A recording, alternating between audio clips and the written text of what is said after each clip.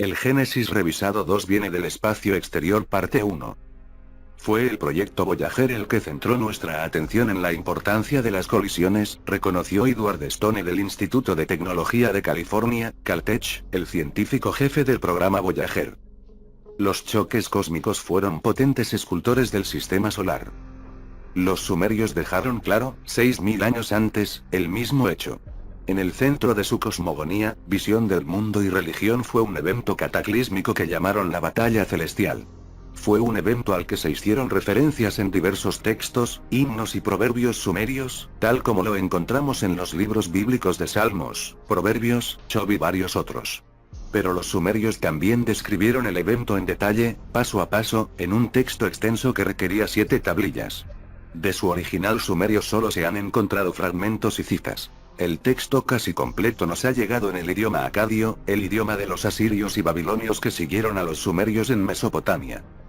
El texto trata de la formación del sistema solar antes de la batalla celestial y más aún de la naturaleza, causas y resultados de esa asombrosa colisión. Y, con una única premisa cosmogónica, explica acertijos que aún desconciertan a nuestros astrónomos y astrofísicos. Aún más importante, siempre que estos científicos modernos han encontrado una respuesta satisfactoria, encaja y corrobora la sumería. Hasta los descubrimientos de la Voyager, el punto de vista científico predominante consideraba al sistema solar tal como lo vemos hoy como la forma en que había tomado forma poco después de su comienzo, formado por leyes inmutables del movimiento celeste y la fuerza de la gravedad. Ha habido bichos raros, sin duda. Meteoritos que vienen de algún lugar y chocan con los miembros estables del sistema solar, marcándolos con cráteres, y cometas que zumban en órbitas muy alargadas, apareciendo de algún lugar y desapareciendo, al parecer, para en ningún lugar. Pero estos ejemplos de desechos cósmicos, se ha asumido, se remontan al comienzo mismo del sistema solar, hace unos 4.500 millones de años, y son trozos de materia planetaria que no pudieron incorporarse a los planetas o sus lunas y anillos. Un poco más desconcertante ha sido el cinturón de asteroides, una banda de rocas que forma una cadena en órbita entre Marte y Júpiter. Según la ley de Bode, una regla empírica que explica por qué los planetas se formaron donde lo hicieron, debería haber habido un planeta, al menos el doble del tamaño de la Tierra, entre Marte y Júpiter. ¿Son los restos en órbita del cinturón de asteroides los restos de un planeta así?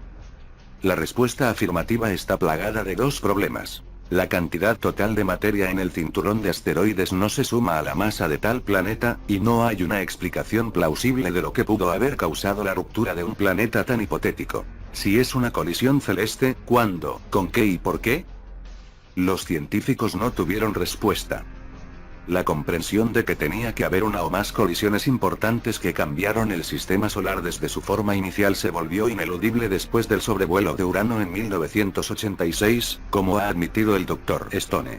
Que Urano estaba inclinado de lado ya se sabía por observaciones telescópicas y otras observaciones instrumentales incluso antes del encuentro con la Voyager. Pero, ¿se formó de esa manera desde el principio, o alguna fuerza externa, una colisión contundente o un encuentro con otro cuerpo celeste importante, provocó la inclinación? La respuesta tuvo que ser proporcionada por el examen detallado de las lunas de Urano por la Voyager 2. El hecho de que estas lunas giran alrededor del ecuador de Urano en su posición inclinada, formando, todos juntos, una especie de diana mirando hacia el Sol, Fig. 7, hizo que los científicos se preguntaran si estas lunas estaban allí en el momento de la inclinación. Evento, o si se formaron después del evento, tal vez a partir de materia arrojada por la fuerza de la colisión que inclinó a Urano. La base teórica de la respuesta fue enunciada, antes del encuentro con Urano, entre otros por el Dr. Christian Baillet del Centro Francés de Estudios y Estudios Geodinámicos. Si las lunas se formaron al mismo tiempo que Urano, la materia prima celestial de la cual se aglomeraron debería haber condensado la materia más pesada más cerca del planeta. Debería haber más material rocoso más pesado y capas de hielo más delgadas en las lunas interiores y una combinación más ligera de materiales, más agua helada, menos rocas, en las lunas exteriores. Según el mismo principio de distribución de material en el sistema solar, una mayor proporción de materia más pesada más cerca del Sol, más materia más ligera, en estado gaseoso, más lejos, las lunas del Urano más distante deberían ser proporcionalmente más ligeros que los del Saturno más cercano. Pero los hallazgos revelaron una situación contraria a estas expectativas. En los informes resumidos completos sobre el encuentro con Urano, publicados en Science, el 4 de julio de 1986, un equipo de 40 científicos concluyó que las densidades de las lunas de Urano, excepto la de la luna Miranda, son significativamente más pesadas que las de la luna. Satélites helados de Saturno. Del mismo modo, los datos de la Voyager 2 mostraron, nuevamente al contrario de lo que debería haber sido, que las dos lunas interiores más grandes de Urano, Ariel y Umbriel, tienen una composición más ligera, capas gruesas y heladas. Núcleos pequeños y rocosos, que las lunas exteriores. Titania y Oberón, que se descubrió que estaban hechos principalmente de material rocoso pesado y solo tenían capas delgadas de hielo.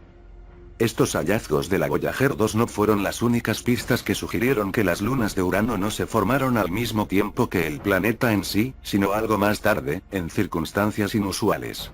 Otro descubrimiento que desconcertó a los científicos fue que los anillos de Urano eran completamente negros, más negros que el polvo de carbón, presumiblemente compuestos de material rico en carbono, una especie de alquitrán primordial extraído del espacio exterior. El énfasis es mío.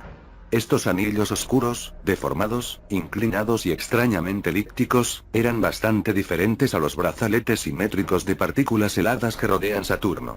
De tono negro también fueron 6 de las nuevas lunas descubiertas en Urano, algunas actuando como pastores de los anillos. La conclusión obvia fue que los anillos y las pequeñas lunares se formaron a partir de los escombros de un evento violento en el pasado de Urano. El científico asistente de proyecto en JPL Ellis Miner lo dijo en palabras más simples.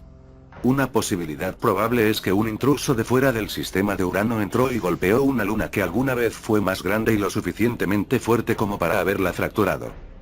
La teoría de una colisión celeste catastrófica como el evento que podría explicar todos los fenómenos extraños en Urano y sus lunas y anillos se fortaleció aún más con el descubrimiento de que los escombros negros del tamaño de una roca que forman los anillos de Urano rodean el planeta una vez cada 8 horas.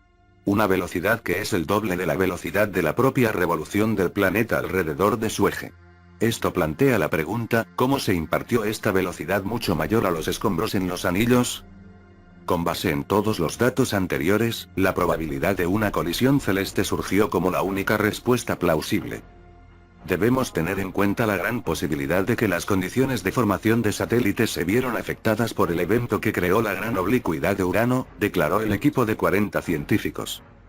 En palabras más simples, significa que con toda probabilidad las lunas en cuestión fueron creadas como resultado de la colisión que derribó a Urano de costado. En las conferencias de prensa, los científicos de la NASA fueron más audaces. Una colisión con algo del tamaño de la Tierra, viajando a unas 40.000 millas por hora, podría haberlo hecho, dijeron, especulando que probablemente sucedió hace unos 4.000 millones de años. El astrónomo Gary Hull del Imperial College de Londres lo resumió en 7 palabras. Urano recibió un golpe todopoderoso desde el principio. Pero ni en las sesiones informativas verbales ni en los extensos informes escritos se intentó sugerir qué era el algo, de dónde había venido y cómo chocó contra Urano. Para esas respuestas, ¿tendremos que volver a los sumerios? El Génesis revisado capítulo 2 viene del espacio exterior parte 2. Antes de pasar del conocimiento adquirido a finales de los años 70 y 80 a lo que se conocía 6.000 años antes, debemos analizar un aspecto más del rompecabezas. ¿Son las rarezas de Neptuno el resultado de colisiones, o explosiones, no relacionadas con esas de Urano, o fueron todos el resultado de un solo evento catastrófico que afectó a todos los planetas exteriores? Antes del sobrevuelo de la Voyager 2 de Neptuno, se sabía que el planeta tenía solo 2 satélites, Nereida y Tritón. Se descubrió que la Nereida tenía una órbita peculiar. Estaba inusualmente inclinada en comparación con el plano ecuatorial del planeta, hasta 28 grados, y era muy excéntrica, orbitando el planeta no en una trayectoria casi circular sino en una muy alargada, lo que requiere la Luna hasta 6 millones de millas de Neptuno y tan cerca como 1 millón de millas del planeta. La Nereida, aunque de un tamaño que según las reglas de formación planetaria debería ser esférica, tiene una forma extraña como la de una rosquilla retorcida. También es brillante por un lado y negro por el otro. Todas estas peculiaridades han llevado a Martha W. Schaeffer y Bradley E. Schaeffer, en un importante estudio sobre el tema publicado en la revista Nature, 2 de junio de 1987, a concluir que, la Nereida se convirtió en una luna alrededor de Neptuno u otro planeta y que tanto ella como Tritón fueron golpeados en sus órbitas peculiares por algún cuerpo o planeta grande. Imagínese, señaló Brad Schaeffer, que alguna vez Neptuno tuvo un sistema de satélites ordinario como el de Júpiter o Saturno. Luego, un cuerpo masivo entra en el sistema y perturba mucho las cosas. El material oscuro que aparece en un lado de Nereid podría explicarse de dos maneras, pero ambas requieren una colisión en el escenario. O un impacto en un lado del satélite barrió una capa más oscura existente allí, descubriendo material más claro debajo de la superficie, o la materia oscura pertenecía al cuerpo impactante y se esparció en un lado de la Nereida. Que la última posibilidad es la más plausible lo sugiere el descubrimiento, anunciado por el equipo del JPL el 29 de agosto de 1989, de que todos los satélites nuevos, 6 más, encontrados por la Voyager 2 en Neptuno son muy oscuros y todos tienen formas, incluso la luna designada como 1989 N1, cuyo tamaño normalmente la habría hecho esférica. Las teorías sobre Tritón y su órbita alargada y retrógrada, en el sentido de las agujas del reloj, alrededor de Neptuno también exigen un evento de colisión. Escribiendo en la prestigiosa revista Science en vísperas del encuentro de la Voyager 2 con Neptuno, un equipo de científicos de Caltech, P. Goldberg, N. Murray, P. Longaretti y de Banfield, postuló que Tritón fue capturado desde una órbita heliocéntrica, desde una órbita alrededor del Sol, como resultado de una colisión con lo que entonces era uno de los satélites regulares de Neptuno. En este escenario, el pequeño satélite original de Neptuno habría sido devorado por Tritón, pero la fuerza de la colisión habría sido tal que disipó suficiente energía orbital de Tritón para ralentizarlo y ser capturado por la gravedad de Neptuno. Este estudio demostró que otra teoría, según la cual Tritón era un satélite original de Neptuno, era defectuosa y no podía resistir un análisis crítico. Los datos recopilados por la Voyager 2 del sobrevuelo real de Tritón respaldaron esta conclusión teórica. También estaba de acuerdo con otros estudios, como el de David Stevenson de Caltech, que mostraron que el calor interno y las características de la superficie de Tritón solo podían explicarse en términos de una colisión en la que Tritón fue capturado en órbita alrededor de Neptuno. ¿De dónde vienen estos cuerpos impactantes?, preguntó retóricamente Gene Schoenmaker, uno de los científicos de la NASA, en el programa de televisión Nova. But the question was left without an answer. Un answer to was the question of whether the cataclysm Saturnus and Neptune were aspects of a single event or were unconnected incidents. No es irónico, pero sí gratificante descubrir que las respuestas a todos estos acertijos fueron proporcionadas por los antiguos textos sumerios y que todos los datos descubiertos o confirmados por los vuelos de la Voyager sostienen y corroboran la información sumeria y mi presentación e interpretación de la misma en The 12th Planet. Los textos sumerios hablan de un evento único pero completo. Sus textos explican más de lo que los astrónomos modernos han estado tratando de explicar con respecto a los planetas exteriores.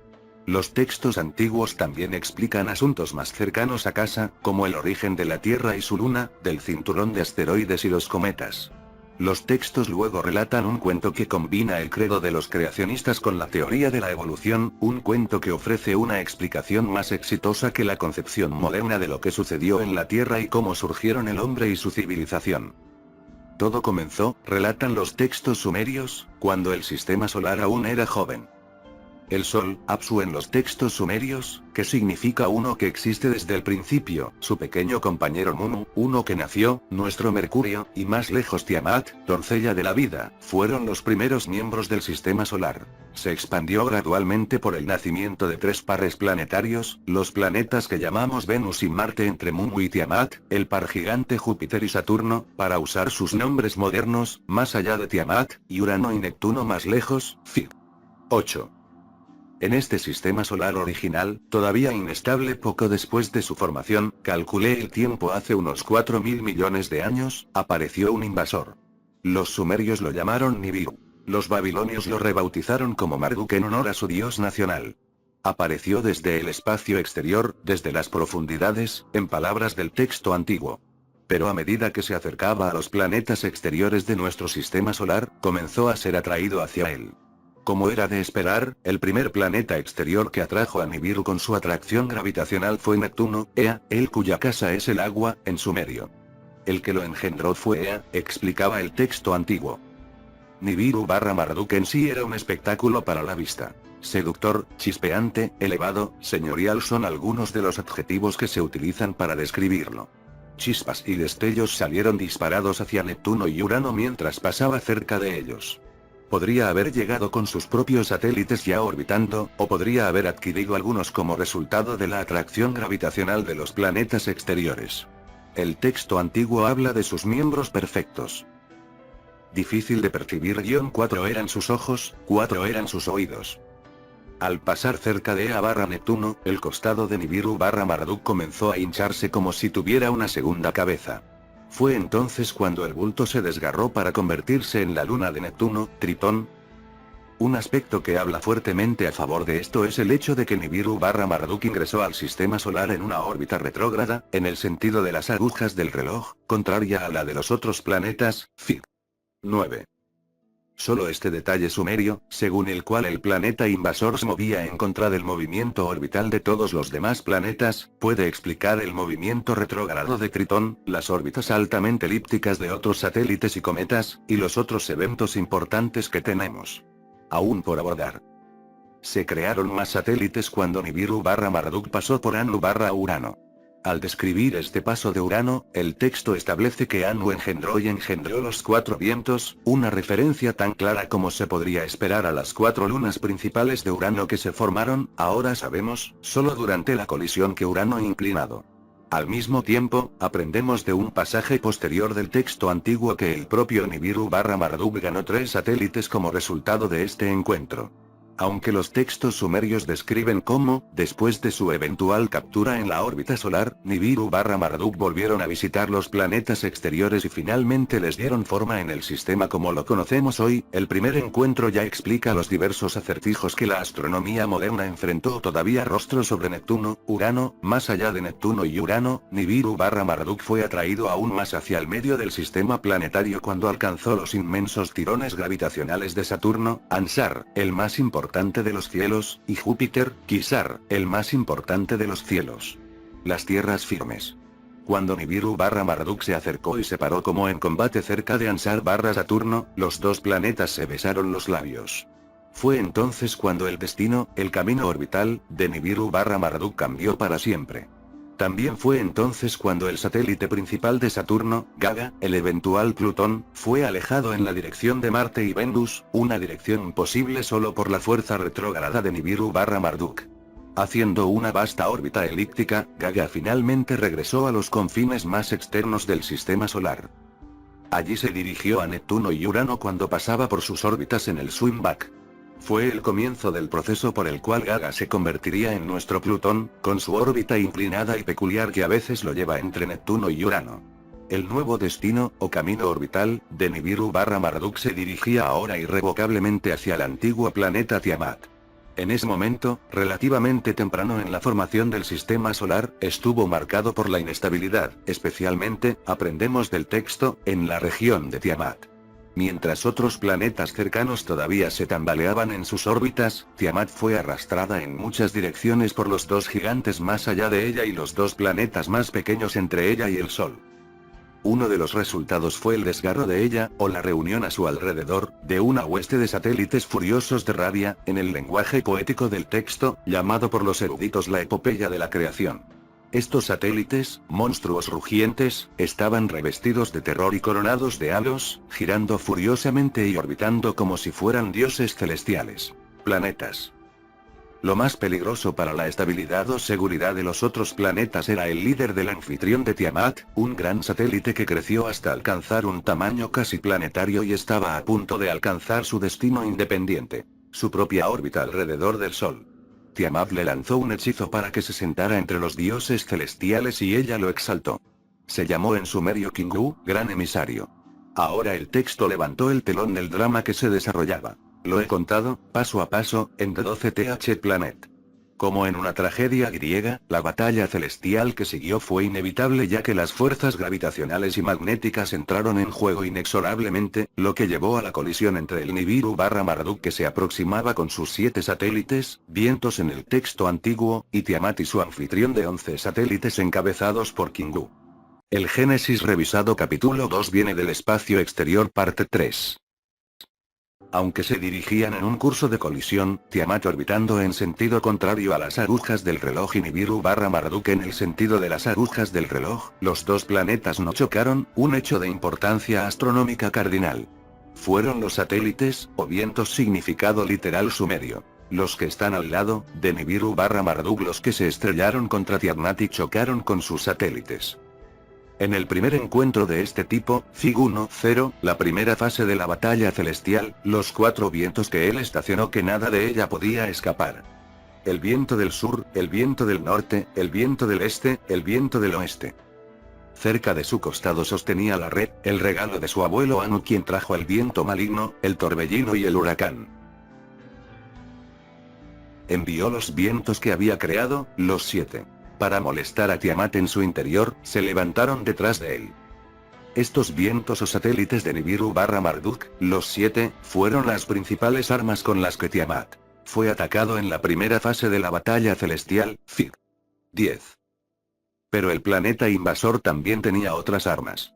Frente a él puso el rayo, con una llama ardiente llenó su cuerpo. Luego hizo una red para envolver a Tiamat en ella. Un halo temible, su cabeza estaba turbante. Estaba envuelto en un terror terrible como con un manto. Cuando los dos planetas y sus huestes de satélites se acercaron lo suficiente para que Nibiru/Marduk escanearan el interior de Tiamat y percibieran el esquema de Kingu, Nibiru/Marduk atacó a Tiamat con su red campo magnético. Para envuélvala, disparando al viejo planeta inmensos rayos de electricidad, relámpagos divinos. Tiamat se llenó de brillantez, disminuyó la velocidad, se calentó, se hinchó. Se abrieron amplios huecos en su corteza, tal vez emitiendo vapor y materia volcánica. En una fisura cada vez mayor, Nibiru/Marduk lanzó uno de sus satélites principales, el llamado viento maligno. Desgarró el vientre de Tiamat, le cortó el interior y le partió el corazón. Además de dividir a Tiamat y extinguir su vida, el primer encuentro selló el destino de las lunas que la orbitan, todas excepto la planetaria Kingu.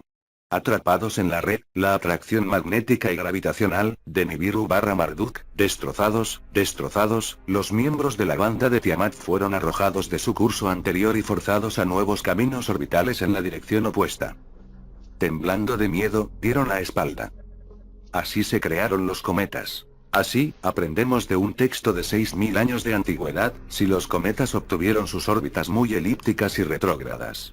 En cuanto a Kingu, el satélite principal de Tiamat, el texto nos informa que en esa primera fase de la colisión celeste Kingu fue privado de su órbita casi independiente.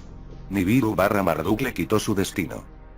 Nibiru/Marduk convirtió a Kingu en un lugar, una masa de vida menos arcilla, desprovista de atmósfera, aguas y materia radiactiva y de tamaño reducido. Y con grilletes lo ataron, para permanecer en órbita alrededor del maltrecho Tiamat. Habiendo vencido a Tiamat, Nibiru/Marduk navegó en su nuevo destino. El texto sumerio no deja ninguna duda de que el antiguo invasor orbitaba el Sol. Cruzó los cielos y examinó las regiones, y midió el barrio de Apsu. El Señor midió las dimensiones del Apsu. Habiendo dado la vuelta al Sol, Apsu, Nibiru/Marduk continuó hacia el espacio distante. Pero ahora, atrapado para siempre en la órbita solar, tenía que retroceder. En su ronda de regreso, Ea/Neptuno estaba allí para recibirlo. Y Ansar/Saturno aclamó su victoria. Entonces su nueva trayectoria orbital lo devolvió al escenario de la batalla celestial, se volvió hacia Tiamat a quien había atado. El Señor hizo una pausa para ver su cuerpo sin vida. Para dividir al monstruo que luego planeó ingeniosamente. Luego, como un mejillón, la partió en dos partes. Con este acto la creación del cielo llegó a su etapa final, y comenzó la creación de la Tierra y su luna. Primero, los nuevos impactos partieron a Tiamat en dos mitades. La parte superior, su cráneo, fue golpeada por el satélite Nibiru/Marduk llamado Nortwin. El golpe lo llevó, y con él a Kingu, a lugares desconocidos, a una órbita completamente nueva donde no había habido un planeta antes. Se crearon la Tierra y nuestra luna, Fig 11. La otra mitad de Tiamat fue destrozada por los impactos en pedazos. Esta mitad inferior, su cola, fue martillada, para convertirse en una pulsera en los cielos. Bloqueando las piezas juntas, como vigilantes las colocó. Dobló la cola de Tiamat para formar la gran banda como un brazalete. Así fue creada la Gran Banda, el cinturón de asteroides. Habiendo eliminado a Tiamat y Kingu, Nibiru/Marduk una vez más cruzó los cielos y examinó las regiones. Esta vez su atención se centró en la morada de Ea Neptuno, dando a ese planeta y su gemelo Urano su composición final. Nibiru/Marduk también, según el texto antiguo, proporcionó a Gaga/Plutón su destino final, asignándole un lugar oculto, una parte hasta ahora desconocida de los cielos. Estaba más lejos que la ubicación de Neptune. Se nos dice que estaba en las profundidades, muy lejos en el espacio. De acuerdo con su nueva posición como el planeta más externo, se le otorgó un nuevo nombre. Us.Mi, el que muestra el camino, el primer planeta encontrado entrando en el sistema solar, es decir, desde el espacio exterior hacia el Sol. Así fue creado Plutón y puesto en la órbita que ahora tiene. Habiendo así construido las estaciones para los planetas, Nibiru/Marduk hizo dos moradas para sí mismo. Uno estaba en el firmamento, como también se llamaba al cinturón de asteroides en los textos antiguos. El otro lejano en las profundidades se llamaba la Gran Morada/Distante, alias Esarra, morada/hogar del gobernante/príncipe. Los astrónomos modernos llaman a estas dos posiciones planetarias el perigeo, el punto orbital más cercano al Sol, y el apogeo, el más lejano Fig. 12.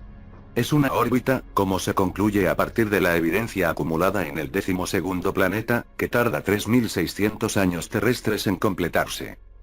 Así, el invasor que vino del espacio exterior se convirtió en el 12º miembro del sistema solar, un sistema formado por el Sol en el centro, con su compañero Mercurio desde hace mucho tiempo. Los tres pares antiguos, Venus y Marte, Júpiter y Saturno, Urano y Neptuno. La Tierra y la Luna, los restos del gran Tiamat, aunque en una nueva posición. El Plutón recién independizado. Y el planeta que puso todo en su forma final, Nibiru/Marduk, Fig. 13. La astronomía moderna y los descubrimientos recientes sostienen y corroboran esta historia milenaria.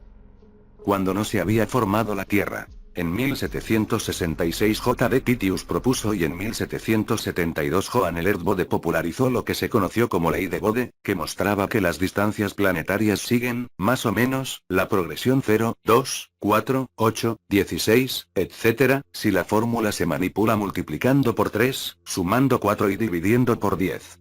Usando como medida la unidad astronómica, o, que es la distancia de la Tierra al Sol, la fórmula indica que debería haber un planeta entre Marte y Júpiter, los asteroides se encuentran allí, y un planeta más allá de Saturno, se descubrió Urano.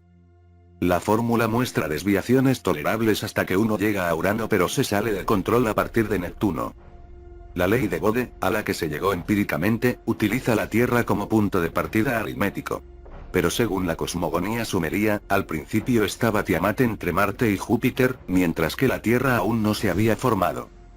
El Dr. Sitchin ha señalado que si la ley de Bode se despoja de sus dispositivos aritméticos y solo se conserva la progresión geométrica, la fórmula funciona igual de bien si se omite la Tierra, lo que confirma la cosmogonía sumeria.